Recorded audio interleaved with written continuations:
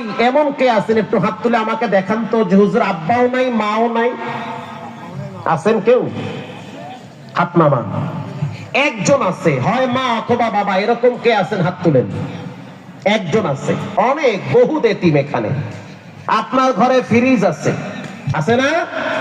ফ্রিজে মাছ গোস্ত আছে, কিন্তু এমন একটা সময় ছিল যখন আপনার ঘরে বিদ্যুৎ ছিল না, যখন আপনার ঘরে ফ্যান ঘুরতো না, পাখা দিয়ে আপনারে বাতাস করে মা ঘুম পাড়াইতো।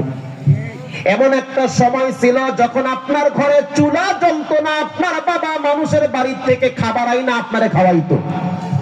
এমন একটা সময় ছিল যখন আপনার মা খুদ পাক করে আপনারে খাওয়াইতো, জাউ বানায় খাওয়াইতো। মানুষের বাড়ির ফ্যান আইনা আপনারে খাওয়ায়া শিক্ষিত বানাইছে। আজ আপনার সুখের দিন, কষ্ট আপনার জীবনে নাই, দুই হাতে টাকা কামাই করেন, কত আনন্দ।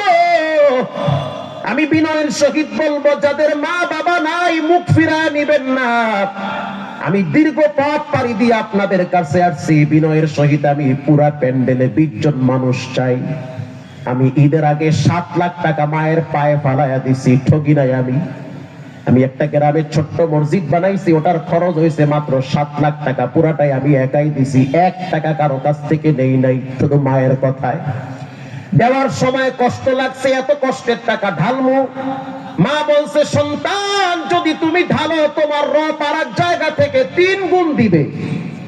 একজন প্রবাসী ফোন দিয়া বলল, হুজুর আপনি যে ঢাকায় মাদ্রাসা করতেছেন, এক ছাদ করতে যত টাকা লাগে আমি একাই দিব।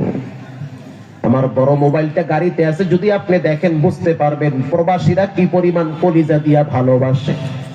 তখন চিন্তা করলাম এটা আমার ক্রেডিট না, মা বলছে রব দিবে, রবের ওয়াদা অবশ্যই দিবে। এজন্য পুরা প্যান্ডেলে আমি 20 জন চাই, 21 জন যেন না হয়, শুধু 20 জন। প্রথমে একজন বলবেন, হুজুর আমি 1000 টাকা দিব আব্বা আম্মার জন্য।